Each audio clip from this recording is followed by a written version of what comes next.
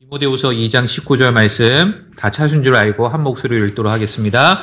그럼에도 불구하고 하나님의 기초는 확고히 서 있고 그 기초에는 이렇게 봉인된 글이 있나니 주께서 자신의 소유된 자들을 아시는도다.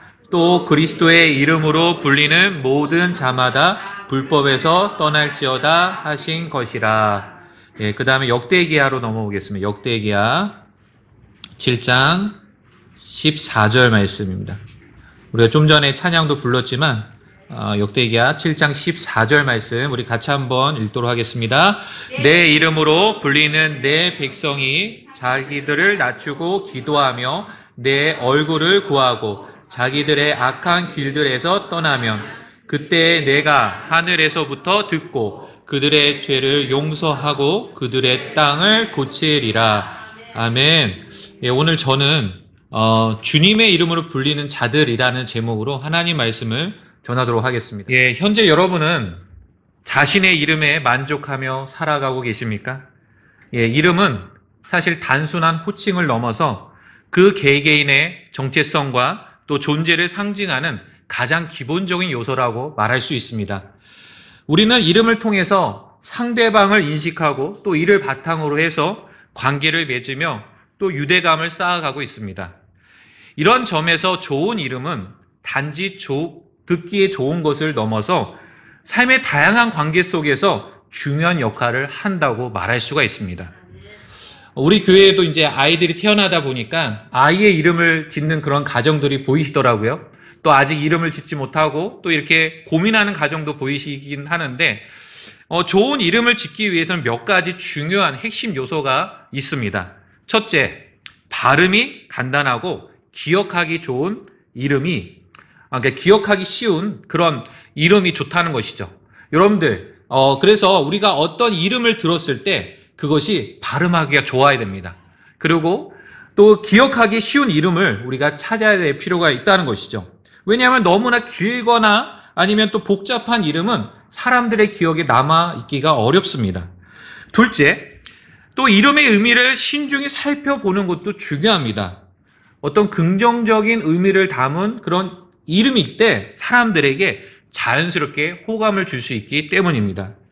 또 셋째, 이름의 문화적 배경을 담는 것도 효과적인 방법이라고 할 수 있습니다. 어떤 특정 문화권에서 선호하는 어떤 이름이나 그런 의미를 반영하면은 좋은 이름이 될 수 있다는 것이죠. 제가 이번 이제 설교를 준비하면서 우리나라에서 가장 긴 이름 3가지를 알 수 있게 되었습니다.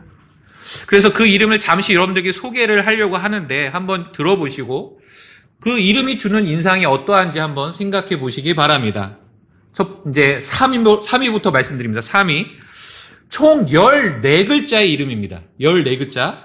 한번 들어보십시오. 성은 황이에요. 황, 금, 독수리 온 세상을 놀라게 하다. 이게 이름입니다. 1985년생이고요. 경북 예천 출신으로 알려져 있는데 어떻게 이렇게 긴 이름을 짓게 되었는지 알아보니까 그의 어머니가 태몽에서 황급빛 하늘을 보면서 거기서 독수리 모양의 어떤 형체가 날아가는 것을 보았다고 합니다. 근데 그 아버지가 여기에 덧붙여 세상에서 그 이름을 떨칠 수 있는 유명한 사람이 되라는 의미로 이 특별한 그런 이름을 지었다고 합니다. 그런데 여러분들 이 이름을 들어보시고 어떻게 바로 얘기할 수 있으십니까? 이 이름이 기억이 안 나잖아요. 그 말하기도 어렵고요. 자, 그래서 초등학교 때 그 친구들은 그를 뭐라고 불렀냐? 독수리라고 불렀다고 합니다. 그리고 본인은 황금 또는 황금독이라고 줄임말을 사용했다고 합니다. 그리고 담임 선생님은요, 출석부에는 황금독수리, 그리고 생활기록부에는 그 본명을 다 적었다고 합니다. 자, 이제 2위를 말씀드립니다. 2위. 무려 17자의 이름입니다. 성은 박씨입니다. 박. 한번 들어보십시오. 박, 하늘, 별님, 구름, 햇님보다 사랑스러우리. 이게 진짜 이름이에요. 자, 1985년생이고요. 서울 중구 출신이고요. 공식적으로 대한민국에서 가장 긴 이름으로 알려져 있습니다. 근데 일상생활에서는 너무 이름이 길다 보니까 4글자로 줄여서 부르는데요. 박하우리 이렇게 부른다고 합니다. 자, 마지막 1위 말씀드립니다. 총 22자입니다. 이거 마찬가지 박씨입니다. 박 하나님의 자녀 예쁘고 진실되고 이해심 많게 자라라. 여러분들 이게 이름입니다. 자, 근데 이분은 어떤 분이냐? 앞서 소개해드린 박하우리 씨의 언니라고 하고요. 근데 이름이 지나치게 길다 보니까 이 정식 등록은 되지 못하고, 그래서 행정당국에는 뭐라고 이제 등록을 했냐? 그것을 줄였어요. 박하예진이라고 줄여서 등록했다고 합니다. 자, 여러분들 어떠십니까? 이름 마음에 드십니까? 너무 길죠? 이러면 안 된다는 것이에요. 너무 길면 안 돼요. 자, 그래서 근데 요즘에 아무리 이렇게 긴 이름 나는 선호해 이렇게 해도 그렇게 긴 이름을 지을 수 없다고 합니다. 1993년 이 법이 개정되면서 성을 제한 이름은 5자까지만 이제 허용이 된다고 합니다. 자, 그렇다면 이제 여러분의 이름을 한번 생각해 보시겠습니다. 여러분들은 부르기에 쉽고 또 의미도 좋은 이름을 갖고 계십니까? 그리고 그 이름에 담긴 의미처럼 현재 살아가고 계신지를 한번 자신을 돌아보시기 바랍니다. 자, 한 병사가 있었습니다. 그는 전쟁터에서 두려움에 사로잡혀서 끝내 도망치고 말았습니다. 용맹을 최고의 덕목으로 여겼던 고대 사회, 그것도 정복자 알렉산더 대왕의 군대에서 이는 용납될 수 없는 중대한 죄였습니다. 병사는 왕 앞에 끌려왔고 주인은 숨소리조차 들리지 않을 만큼 정적에 잠겼습니다. 모든 시선이 알렉산더 대왕과 그 병사에게 쏠려 있었습니다. 잠시 침묵이 흐른 뒤 왕이 조용히 물었습니다. 내 이름이 무엇이냐? 병사는 고개를 떨군 채 떨리는 목소리로 대답했습니다. 알렉산더입니다. 그 순간 왕의 표정이 굳어졌습니다. 자기 이름과 같은 이름을 지닌 자가 비겁하게 행동했다는 사실에 그는 깊은 분노와 모욕감을 느꼈습니다. 그리고 병사에게 단호한 목소리로 말했습니다. 그 이름을 바꾸든지 아니면 그 이름답게 살아라. 사랑하는 성도 여러분, 이 짧은 대화 속에서도 우리는 분명히 깨달을 수가 있습니다. 이름은 단순히 우리를 부르기 위한 호칭으로 끝나지 않는다는 것입니다. 그 안에는 우리가 어떻게 살아야 할지, 또 어떤 삶의 태도를 지녀야 할지를 보여준다는 것입니다. 그런 의미에서 그 이름을 바꾸든지 아니면 그 이름답게 살라는 이 충고는 아까 그 병사 한 사람을 두고 하는 말이 아닐 수 있습니다. 오늘 살아가는 우리 모두에게도 해당된다는 것을 우리는 알았으면 좋겠습니다. 우리 역시 우리가 불리는 그 이름에 걸맞는 그런 삶을 살아가야 합니다. 그런데 여러분, 우리에게는 부모님이 지어주신 우리의 그런 개개인의 이름이 있죠? 그거 말고도 우리가 하나님의 은혜로 구원받은 자로서 새롭고 또 특별한 이름으로 불리고 있습니다. 오늘 주님께서는 구원받은 자들을 향해 이렇게 말씀하십니다. 내 이름으로 불리는 자들, 이렇게 말씀하신다는 것이죠. 사랑하는 성도 여러분, 만약 여러분이 지금 구원받은 자라면 여러분은 더 이상 나라는 이름으로만 불리는 존재가 아닙니다. 여러분이 이제 주님의 이름으로 불리는 자들이라는 것을 기억하시기 바랍니다. 오늘 이 놀라운 진리를 함께 묵상하면서 과연 우리는 주님의 이름에 합당한 삶을 살아가고 있는지 스스로 물어보는 시간이 되었으면 좋겠습니다. 오늘 저는 이 주제를 3가지를 가지고 나누어서 말씀을 드리려고 합니다. 첫째, 주님의 이름으로 불린다는 것이 과연 무엇을 의미하는지를 살펴보겠습니다.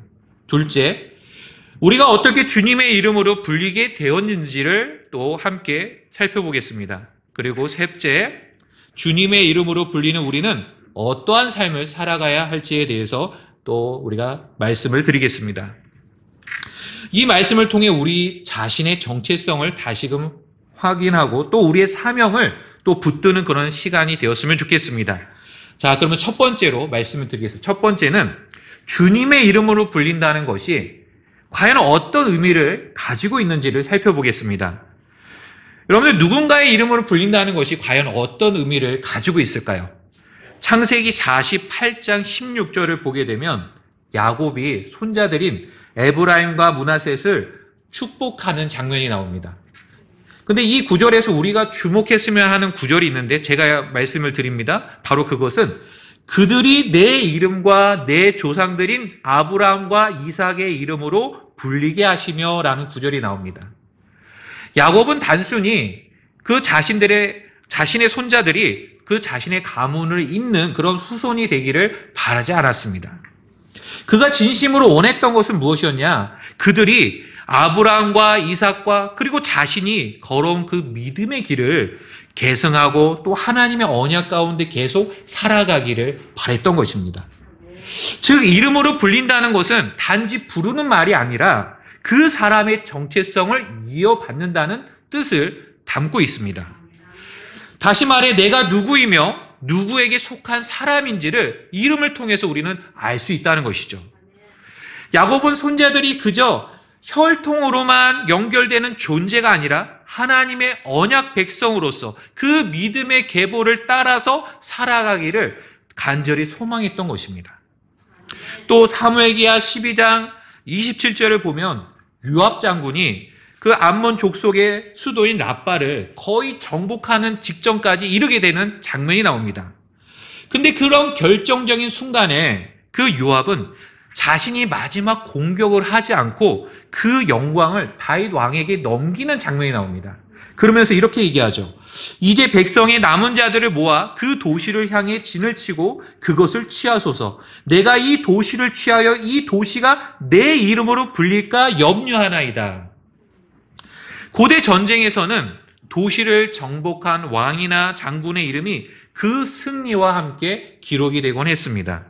고대 이집트나 아수르 그런 비문을 보게 되면 누가 어떤 도시를 정복했는지 그것이 명확하게 새겨져 있다고 합니다.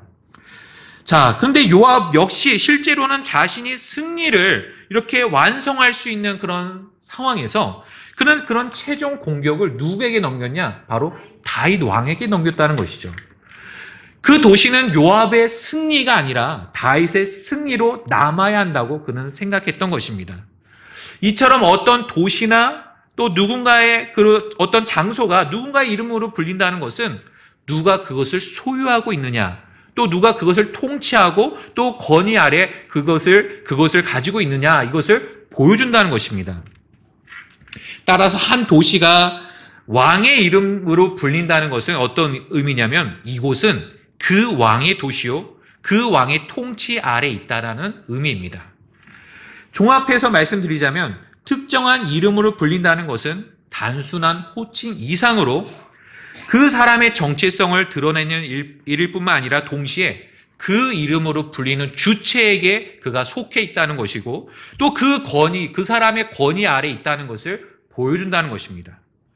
그리고 더 나아가서 그 이름을 불리는 사람은 그 이름을 대표하면서 살아가야 한다는 것을 또 우리에게 알려주고 있습니다. 그리고 그런 삶 자체가 영광이고 사명이라는 것도 우리가 또 덧붙여서 생각해 볼 수 있다는 것이죠. 자, 그렇다면 이제 생각해 보겠습니다. 주님의 이름으로 불린다는 것은 우리에게 어떤 의미를 주고 있을까요? 성경은 이 부분에 대해서 무엇이라고 말씀하고 있을까요? 우리 다 같이 아까 읽었던 디모데후서 2장 19절 말씀을 같이 한 목소리로 읽어보겠습니다. 그럼에도 불구하고 하나님의 기초는 확고히 서 있고 그 기초에는 이렇게 봉인된 글이 있나니 주께서 자신의 소유된 자들을 아시는도다. 또 그리스도의 이름으로 불리는 모든 자마다 불법에서 떠날지어다 하신 것이라. 여기에서 그리스도의 이름으로 불린다는 것은 단지 예수님을 믿는 사람이라는 그런 호칭으로 끝나지 않는다는 것입니다. 앞서 살펴본 것과 같이 이 표현 안에는 정체성도 있는 것이고요. 소속이라는 의미도 있는 것이고요. 또한 권위 아니면 또 사명 이런 깊은 뜻이 있다는 것을 우리는 생각해 봐야 합니다. 그렇다면 그 안에 있는 의미들을 우리 하나씩 한번 살펴보겠습니다. 첫째로 주님의 이름으로 불린다는 것은 곧 우리가 주님의 소유라는 것을 의미합니다. 성경에서 누구의 이름으로 불린다는 표현은 앞서 살펴본 바와 같이 다윗과 요압의 사례처럼 소유권을 나타내는 행위로 주로 사용됩니다.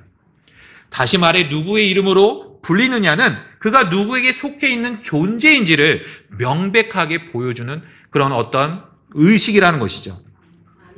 그렇다면 우리가 주님의 이름으로 불린다는 것은 이제 우리는 더 이상 나 자신의 것이 아니고 누구의 것이라는 것이죠. 주님의 것이라는 것을 말씀하고 있다는 것입니다. 그래서 주님께서는 우리를 그래서 자신의 이름으로 부르시고 그 부르심 안에서 우리는 주님의 것이 되었다는 것입니다. 이 진리를 분명히 말씀해 주는 구절이 고린도전서 6장 20절입니다. 우리 한번 찾아서 읽어볼까요? 고린도전서 6장 20절.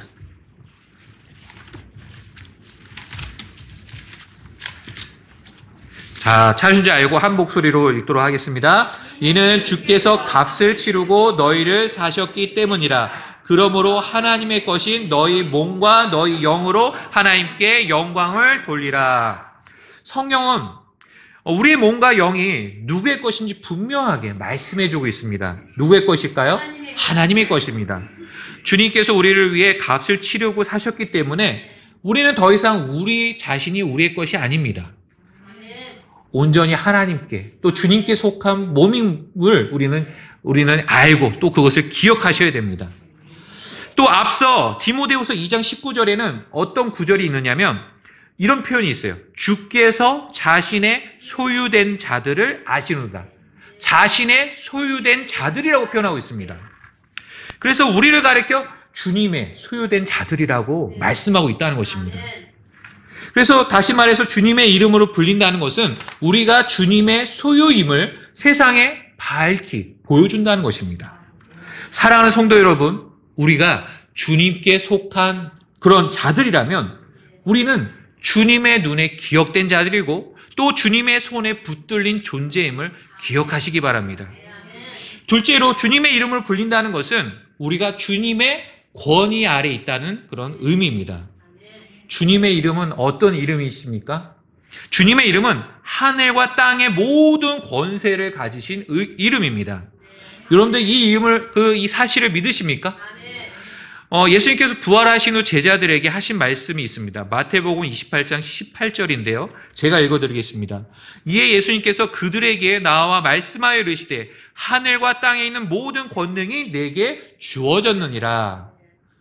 예수님의 이름은 이런 엄청난 권위를 가지신 그런 이름이라는 것입니다. 우리가 주님의 이름으로 불린다는 것은 이런 모든 권세를 가지신 주님의 통치 아래에 있다는 그런 의미라는 것입니다. 그렇기 때문에 우리는 더 이상 우리 자신의 뜻에 따라서 살아가서는 안 됩니다.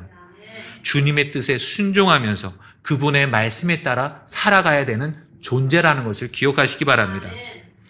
그래서 사랑하는 성도 여러분, 우리는 이런 위대한 권위 아래 놓인 사람들로서 그분의 말씀에 순종해야 될 책임이 우리에게 있다는 것을 기억하시기 바랍니다. 셋째로 주님의 이름으로 불린다는 것은 우리의 삶을 통해 주님의 성품과 거룩하심을 드러내야 한다는 의미입니다. 성경에서 말하는 주님의 이름은 단순한 호칭이 아닙니다. 그것은 곧 하나님의 거룩하심, 긍휼, 진리, 사랑 이런 그분의 성품 자체를 보여주는 그런 이름입니다.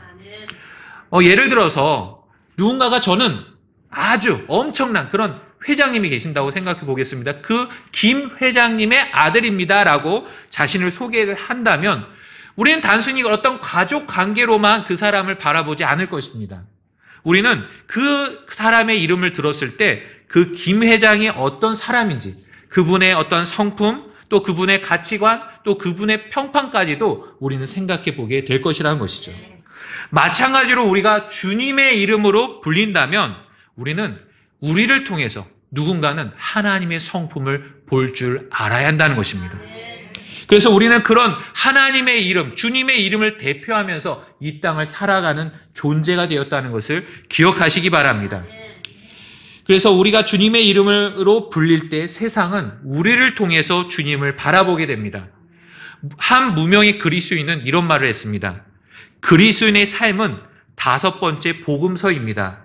세상은 성경을 읽지 않지만 그리스도인의 삶은 읽고 있습니다. 라고 얘기했습니다.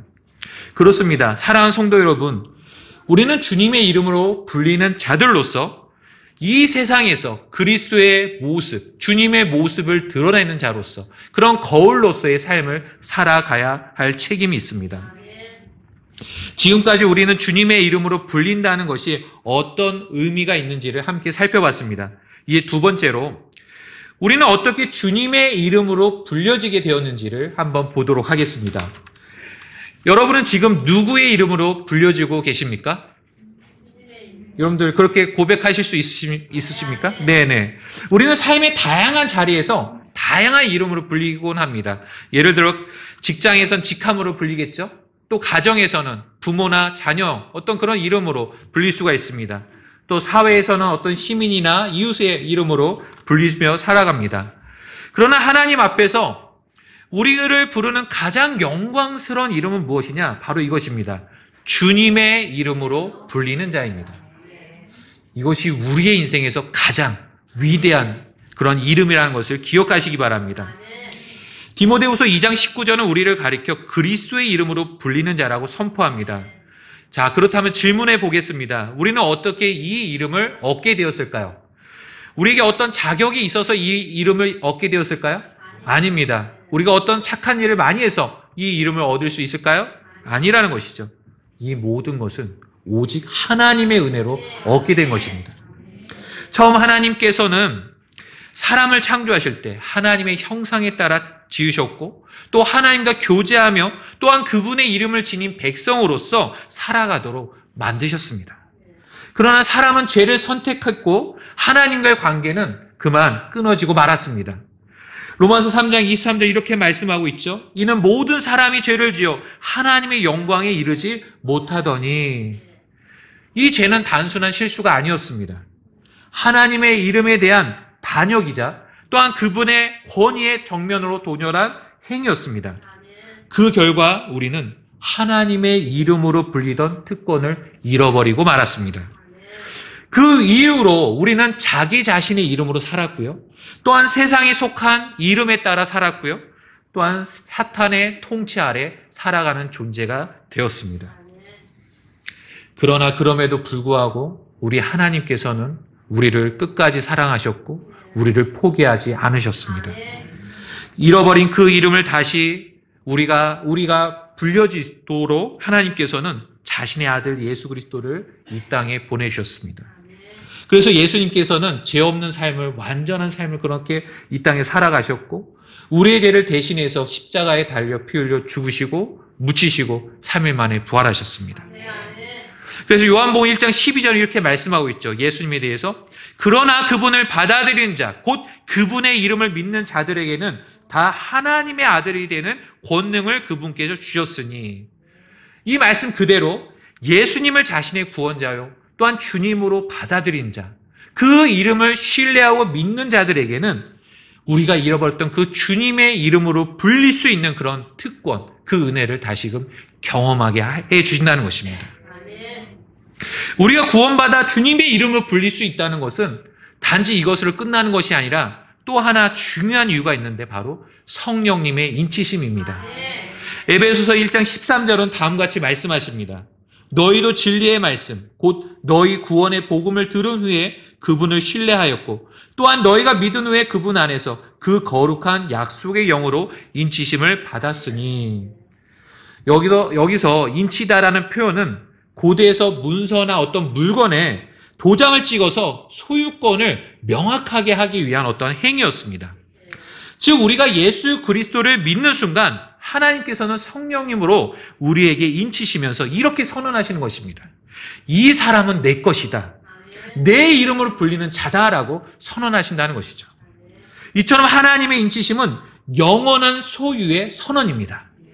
그 누구도 이 이름을 우리에게서 지을 수가 없는 것이고 우리에게서 무효화할 수가 없다는 것입니다.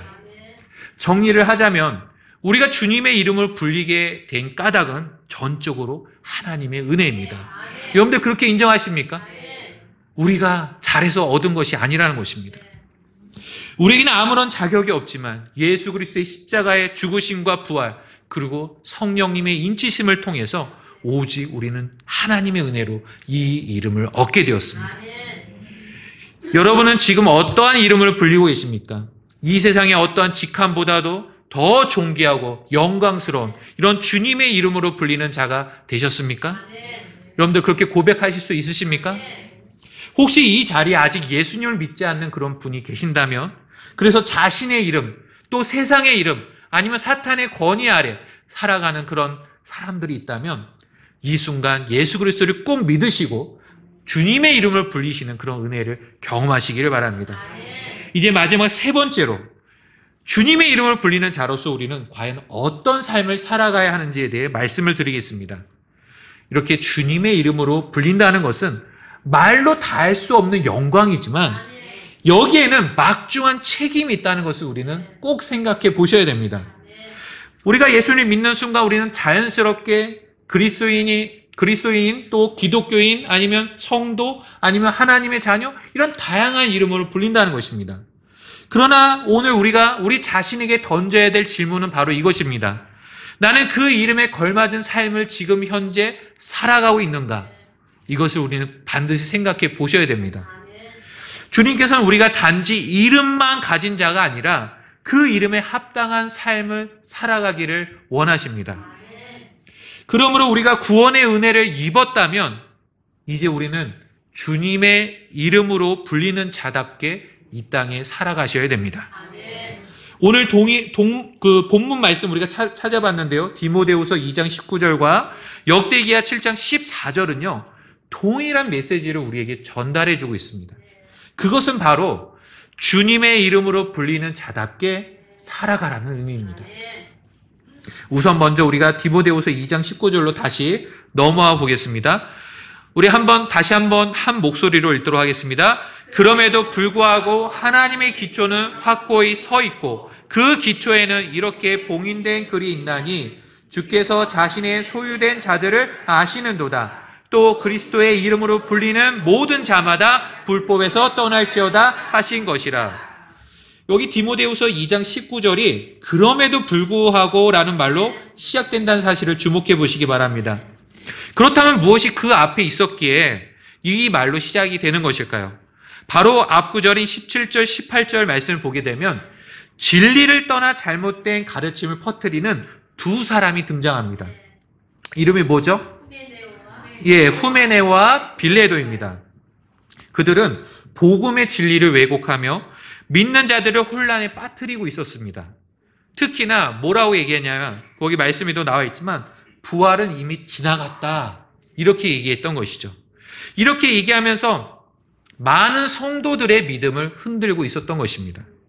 이들의 주장은 예수님께서 말씀하신 부활을 그저 신비적인 것 아니면은 그 비유적인 그런 개념으로 이것을 왜곡해서 사람들에게 가르치고 또 이것이 영적인 차원에서만 이루어진 것이다 이렇게 얘기했던 것입니다. 이들의 주장은 단순히 해석의 차이가 아니었습니다.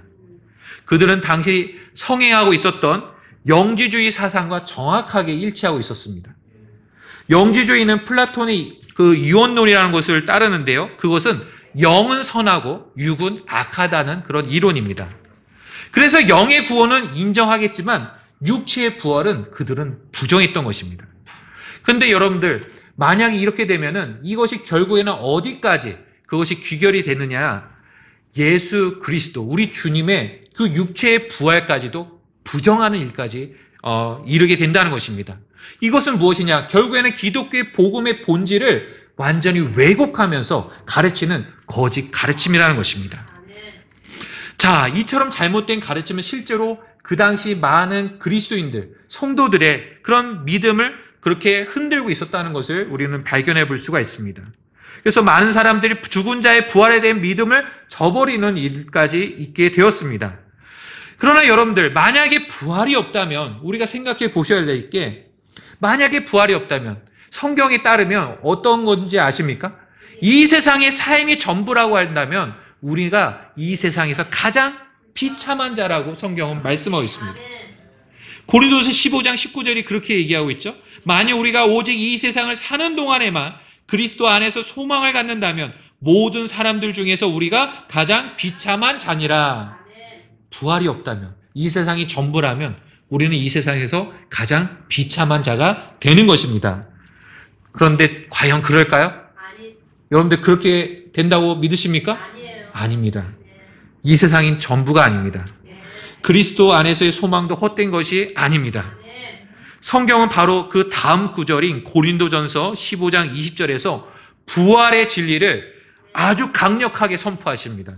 그러나 이제 그리스도께서 죽은 자들로부터 일어나셨으며 잠든 자들의 첫 열매가 되셨도다. 여러분들 이 말씀에 아멘이 되십니까? 성경은 분명히 그러나라고 말씀하시면서 예수 그리스도께서 죽은 자들로부터 살아나셨다, 부활하셨다, 이 사실을 우리에게 알려주고 계십니다. 이 부활은 단지 한 사람의 그런 기적이 아니었습니다. 이것은 곧 그분께 속한 우리 역시도 예수 같은 부활의 몸을 입게 될 것을 명백하게 알려주는 구절이라는 것입니다. 여러분들 이 사실을 믿으십니까? 우리의 몸이 썩지 않고 더 이상 아프지 않고 더 이상 죽음이 없는 그런 예수 그리스도와 같은 영광스러운 몸을 입게 될 것이라는 것이죠. 이것이 바로 우리가 그리스도 안에서 소망을 삼고 있는 그런 영원한 약속이지 않습니까? 그러나 이 소망을 꺼뜨리고자 하는 그런 시도들이 이전에도 있었고 오늘날에도 있고 계속해서 있게 된다는 것입니다. 진리를 왜곡하고 부정하며 성도들의 믿음을 흔드는 그런 시도들이 교묘하게 계속해서 있다는 것을 우리는 생각해 보셔야 됩니다. 그럼에도 불구하고 하나님의 이 진리의 말씀은 결코 흔들리지 않습니다. 아무리 어둠의 세력이 대적하고 공격한다 해도 하나님의 기초는 확고히 서 있다라고 디모데후서 2장 19절은 말씀하고 있습니다. 그리고 이 변하지 않은 하나님의 기초 위에 두 가지 분명한 진리가 새겨져 있다고 성경은 말씀하십니다. 하나는 주님께서는 자신의 소유된 자들을 아신다라는 그 위로의 말씀인 것이고요. 또 다른 하나는 그리스도의 이름으로 불리는 모든 자는 불법에서 떠나야 한다는 명백한 명령입니다. 이 두 말씀은 우리가 누구인지 또 어떻게 이 땅에 살아가야 할지를 동시에 가르쳐 주십니다. 먼저 주님께서는 자신의 소유된 자들을 아신다라는 구절을 우리가 한번 보도록 하겠습니다. 앞서 말씀드린 것처럼 주님의 소유된 자들이란 곧 주님의 이름으로 불리는 자들이라는 것을 우리는 살펴볼 수 있었습니다. 그런데 이 디모데후서 2장 19절은 바로 이런 자들을 주님께서 친히 아신다라고 말씀하십니다. 여기서 알다라는 단어는 단순한 정보나 아니면 지식적인 인지를 뜻하는 것이 아닙니다.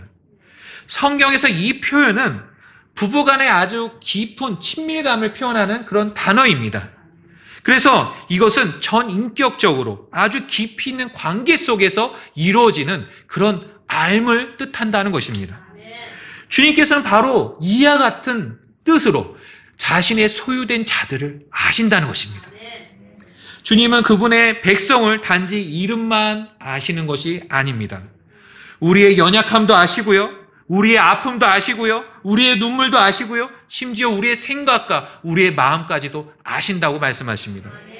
지금 현재 우리가 어떤 상황 속에 있는지, 또 어떤 문제로 우리가 힘들어하고 있는지, 또 우리가 어떤 것 때문에 고통받고 있는지를 주님께서는 다 알고 계십니다. 그리고 주님께서는 아시는 것으로 끝나는 것이 아니라 자신이 속한 자들을 반드시 지키시고 보호하시는 분이십니다. 주님은 자신의 소유된 자들을 결코 외면하지 않으시고 결코 잃어버리지 않으십니다. 그분의 손 안에 있는 자들은 그 누구도 빼앗을 수 없다는 사실을 믿으시길 바랍니다. 이제 우리가 붙들어야 될 또 다른 진리는 이것입니다. 그리스도의 이름으로 불리는 모든 자마다 불법에서 떠나라. 이 말씀은 단순한 권면이 아닙니다. 이것은 주님의 분명한 명령임을 우리는 기억하셔야 됩니다. 그리스도의 이름을 부르고 또 그분의 이름으로 불리는 우리는 분명히 이 말씀대로 불법에서 떠나야 합니다. 여기서 말하는 불법은 단지 사회적인 규범이나 법을 어기는 그런 수준의 것을 의미하지 않습니다. 이 말씀은 우리로 하여금 악한 행실, 공정하지 않은 삶의 태도, 또 고의적이고 지속적인 어떤 행악으로부터 떠나라, 돌이키라, 그런 하나님의 명령이라는 것입니다. 이와 유사한 표현이 누가복음 13장 27절에도 등장합니다. 거기서 예수님은 이렇게 말씀하셨습니다. 그러나 그가 이르되 내가 너희에게 이르노니 나는 너희가 어디서 왔는지 알지 못하노라. 불법을 행하는 너희 모든 자들아 내게서 떠나가라 하리라. 여기서도 불법은 단순한 실수가 아니라 하나님 앞에서의 악한 삶, 고의적인 반역을 뜻합니다. 그런데 여기서 우리가 주목해 볼 점이 있습니다. 누가복음의 이 말씀은 믿지 않는 자들, 구원받지 못한 자들을 향한 말씀이라고 한다면 우리 아까 살펴봤던 디모데후서 2장 19절은 이미 구원받아 주님의 이름으로 불리는 자들에게 하시는 말씀이라는 것입니다. 다시 말씀드려서 주님께서는 믿지 않는 자들에게는 뭐라고 말씀하셨냐? 내게서 떠나라고 말씀하셨습니다. 그러나 주님을 믿는 자들에게는 뭐라고 말씀하셨냐? 불법에서 떠나라고 말씀하신다는 것이죠. 사랑하는 성도 여러분, 우리는 이미 영원한 구원을 가진 자들로서 우리는 주님으로부터 떠날 수도 없고 떠나서도 안 되는 존재들입니다. 그렇게 믿으십니까? 우리가 떠나야 될 대상은 주님이 아니라 불법입니다. 여러분들 그렇게 인정하십니까? 이 말씀이 우리에게 주는 메시지는 분명합니다. 예수님을 믿는 사람이라면 더 이상 불의의 삶 속에 머물러 있어서는 안 된다는 것입니다. 불공정하고 이기적이며 진리를 왜곡하는 태도, 이런 모든 불법에서 우리는 떠나야 합니다. 이것이 바로 우리가 가진 믿음의 증거이자 하나님의 백성으로 살아가는 방식입니다. 디도서 2장 14절은 이렇게 말씀하십니다. 그분께서 우리를 위하여 자신을 주신 것은 그분께서 모든 불법으로부터 우리를 구속하시고 정결하게 하사 그분 자신을 향하여 선한 일들에 열심을 내는 특별한 백성이 되게 하려 하심이라. 우리는 과거 하나님의 권위를 거부하고 반역했던 그런 불법으로부터 구속받은 자들입니다. 그런데 이제는 자기 중심적이고 불의한 삶의 방식에서 떠나서 하나님께서 기뻐하시는 그런 삶의 방식으로 나가야 된다고 하나님께서는 말씀하고 계십니다. 주님께서는 이미 마지막 때의 세상 모습에 대해서 우리에게 말씀해 주신 적이 있습니다. 마태복음 24장 12절 말씀인데요. 또 불법이 성행함으로 많은 사람들의 사랑이 식어지리라. 불법이 성행한다고 표현하고 계십니다. 오늘날 세상은 하나님의 뜻을 거절하고 자신이 옳다고 여기는 그 길로서 계속해서 나아가고 있습니다. 사랑은 식어지고 정의는 무너지고 진리는 침묵을 당하고 있습니다. 그렇다면 현재 우리의 모습은 어떠한지를 한번 돌아보시기 바랍니다. 혹시나 우리의 모습이 이런 세상의 모습과 동일시되면서 어떤 편승하면서 그들을 따라가고 있는 건 아니십니까? 혹시 나는 구원받았어 라고 말하면서 여전히 세상의 가치와 방식에 물들어서 세상과 별반 다를 것이 없는 그런 삶의 모습들을 우리가 보여주고 있지는 않습니까? 사랑하는 성도 여러분, 불법이 가득한 이 세상 한가운데서도 우리는 여전히 공의와 사랑, 진리와 거룩함으로 살아가야 될 그런 존재임을 기억하시기 바랍니다. 다음으로 우리 함께 살펴볼 말씀은 역대기야 7장 14절입니다. 한번 역대기야 7장 14절로 넘어가 보겠습니다. 자, 이 말씀은 솔로몬이 성전을 봉헌한 후 하나님께서 불과 영광으로 응답하신 뒤에 그 밤에 솔로몬에게 나타나서 하셨던 말씀입니다. 하나님께서는 이 말씀을 통해 주님의 이름으로 불리는 백성들이 어떻게 살아가야 하는지에 대해서 구체적으로 가르쳐 주셨습니다. 12절에서 하나님께서는 솔로몬에게 이렇게 말씀하셨죠. 내가 내 기도를 들었고 이곳을 내 집으로 택하였다. 그러면서 이어서 하늘이 닫혀 비가 내리지 않는 가뭄, 또 메뚜기가 농작물을 삼켜버린 재해, 또 백성 가운데 퍼지는 역병, 이런 세 가지 재앙을 언급하십니다. 자, 이 이야기를 들었을 때 여러분들 이것이 단순한 자연재해 같으십니까? 아닙니다. 이것은 상당한 국가적인 위기이자 또 개인이 감당하기 어려운 어떤 고난이나 어떤 환난을 상징한다는 것을 알 수 있습니다. 그런데 하나님께서는 이와 같은 재앙의 시대 속에서도 회복의 방법을 우리에게 제시해 주시는데요. 우리는 그것을 주의 깊게 살펴볼 필요가 있습니다. 우리 다 같이 역대기야 7장 14절 말씀을 우리 같이 한번 읽도록 하겠습니다. 내 이름으로 불리는 내 백성이 자기들을 낮추고 기도하며 내 얼굴을 구하고 자기들의 악한 길에서 떠나며 그때 내가 하늘에서부터 듣고 그들의 죄를 용서하고 그들의 땅을 고치리라. 보통 사람들은 위기를 만나면 본능적으로 외부의 도움을 찾습니다. 의사에게 달려가고 상담사를 찾고 때로는 정치적인 권력에 기대어 도움을 얻고자 합니다. 하지만 하나님은 이렇게 말씀하시죠. 외부적인 도움이 아니라 하늘의 도움을 구하라고 말씀하고 있습니다. 내 이름을 불리는 내 백성이 이러한 것을 하면은 내가 그들의 죄들을 용서하고 그들의 땅을 고치리라 주님은 말씀하고 있다는 것입니다. 왜 하나님께서는 이 땅의 회복을 세상이 아니라 교회에게 또 불신자가 아니라 신자들에게 맡기셨을까요? 그 이유는 매우 간단합니다. 회복의 열쇠는 세상에 있지 않기 때문입니다. 어둠을 몰아낼 빛은 그들에게 있지 않습니다. 그 빛은 주님의 이름으로 불리는 그런 자들 안에 있는 것이고 그 빛은 예수 그리스도이십니다. 사랑하는 성도 여러분, 지금 하나님의 시선은 저와 여러분들 주님의 이름으로 불리는 자들을 향해 계십니다. 하나님은 위기의 원인을 세상에서 찾지 않으십니다. 그리고 회복은 언제나 주님의 백성, 곧 주님의 이름으로 불리는 자들, 바로 우리로부터 시작됩니다. 우리가 변화되지 않으면 가정도, 사회도, 세상도 변화될 수 없습니다. 그러나 반대로 우리가 변화되면 하나님은 우리를 통해 이 땅을 새롭게 하실 수가 있으십니다. 하나님은 우리에게 4가지 명확한 명령을 주셨습니다. 이것이 바로 주님의 이름으로 불리는 자들이 살아가야 할 삶의 방식이라는 것입니다. 스스로 낮추고 기도하며 하나님의 얼굴을 구하고 악한 길에서 떠나는 것입니다. 한 가지씩 살펴보겠습니다. 첫째, 스스로 낮추라는 명령은 나는 내 힘으로 할 수 없습니다라는 겸손의 고백입니다. 하나님께서는 겸손한 자에게 은혜를 베푸신다는 것을 기억하시기 바랍니다. 잠언 3장 34절은 이렇게 말씀하시죠. 분명히 그분께서는 비웃는 자들을 비웃으시나 겸손한 자들에게는 은혜를 베푸시느니라. 둘째, 기도하라는 명령은 하나님 아니면 안 됩니다라는 절박함의 표현입니다. 기도는 하나님을 신뢰한다는 가장 확실한 증거임을 기억하시기 바랍니다. 우리가 숨을 쉬지 않으면 살 수 없듯이 주님 없이는 한순간도 살아갈 수 없습니다라는 그런 마음으로 우리는 끊임없이 하나님께 기도하셔야 됩니다. 그래서 데살로니가전서 5장 17절 말씀처럼 쉬지 말고 기도하라는 명령은 우리의 일상이 되어야 한다는 것입니다. 셋째, 하나님의 얼굴을 구하라는 명령은 단순한 감정이나 순간의 열정을 뜻하는 것이 아니라 주님, 제 삶을 온전히 주님께 드립니다라는 그런 삶 전체를 드리는 고백이어야 합니다.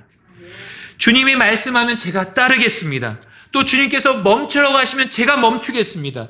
또 길이 보이지 않아도 주님께서 인도하심을 믿고 제가 따르겠습니다라는 그런 표현이라는 것이죠. 그런데 이 순종이 그냥 억지로 쥐어 짜내면서 나오는 순종이 아니라 하나님께서 이전에 나에게 해주신 것들을 기억하면서 또 그것을 감사하면서 또 그것에 대해서 기뻐하면서 하는 자연스럽게 나오는 순종이라는 것입니다. 넷째, 악한 길에서 떠나라는 명령은 단순한 후회나 순간의 감정이 아니라 삶의 방향을 완전히 바꾸는 회개의 결단입니다. 죄악된 삶을 끊고 하나님께로 돌이키는 실제적이고 구체적인 행동, 그것을 바로 참된 회개를 뜻합니다. 회개는 마음의 변화에서부터 시작되어서 우리의 삶의 태도 그리고 선택으로 이어지는 전인격적인 전환인 것을 기억하시기 바랍니다. 그래서 우리는 지금까지 혹시나 주님의 이름으로 불린다고 하면서 여전히 이기적으로 또한 주님의 뜻대로 걷지 않았던 어떤 삶의 방식이 있다면 또 이기적이고 교만하고 불순종의 모습이 있다면 그것을 내려놓고 주님의 길로 들어서는 것을 뜻합니다. 그래서 우리는 지금까지 주님의 이름을 불리는 자가 이 땅에서 어떻게 살아가야 될지에 대해서 함께 살펴봤습니다. 근데 여러분들 참 놀랍지 않습니까? 이런 주님의 이름을 불리는 자가 주님 앞에 겸손히 무릎 꿇고 또 기도하고 주님의 뜻에 순종하고 마음을 돌이킬 때 하나님께서는 용서하시고 우리의 삶의 영역들을 회복하신다고 말씀하십니다. 주님의 이름으로 불리는 우리의 기도는 우리의 가정을 살릴 수가 있습니다. 주님의 이름으로 불리는 우리의 순종은 교회를 새롭게 할 수가 있습니다. 또 주님의 이름으로 불리는 우리의 회개는 이 나라를 다시 회복할 수가 있습니다. 이제 오늘 말씀을 통해 우리가 되새겨야 될 세 가지 교훈을 나누면서 설교를 마치겠습니다. 첫째, 여러분들 하루를 시작하실 때, 아니면 기도하실 때, 그래서 아니면 거울 앞에 서셨을 때 이렇게 선포해 보십시오. 나는 예수 그리스도의 이름으로 불리는 하나님의 자녀이다. 오늘 나는 주님의 이름에 합당한 말과 행동을 할 것이다.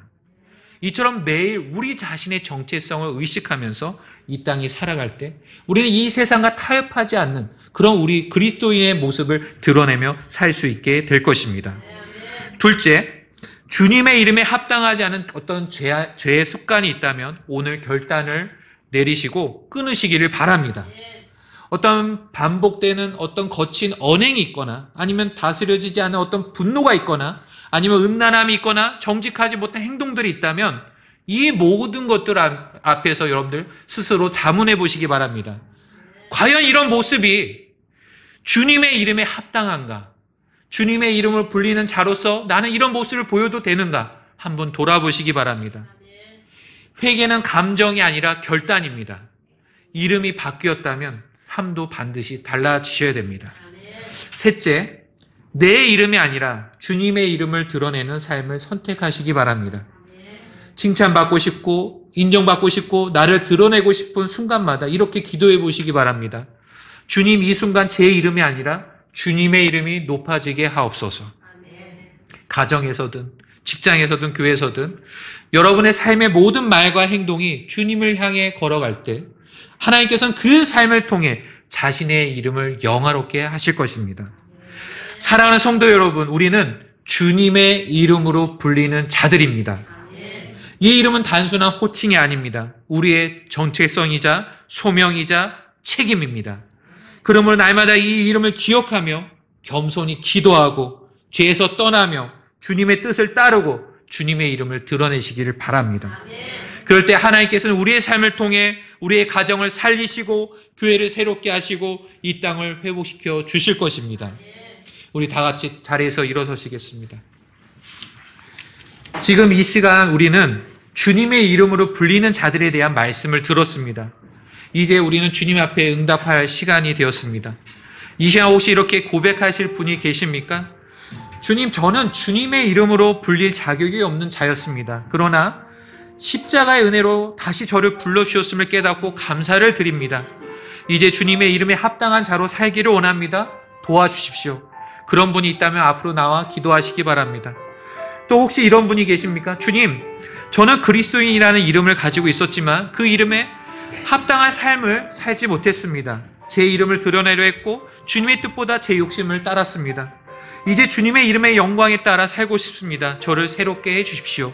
이런 분도 앞으로 나와 기도하시기 바랍니다. 또는 주님, 이 혼란한 세상 속에서 제 자신의 정체성을 잃고 흔들릴 때가 많았습니다. 하지만 오늘 주님의 이름이 제가 불리는 이름이라는 것과 주님의 소유된 자로서 어떻게 살아갈지에 대해서 분명히 들었습니다. 주님, 저를 주님의 이름으로 계속 붙들어 주시고 인도해 주시길 바랍니다. 이렇게 기도할 분도 기도하시기 바랍니다. 오늘 우리 각자에게 주시는 말씀을 붙들고 주님께 나아가겠습니다.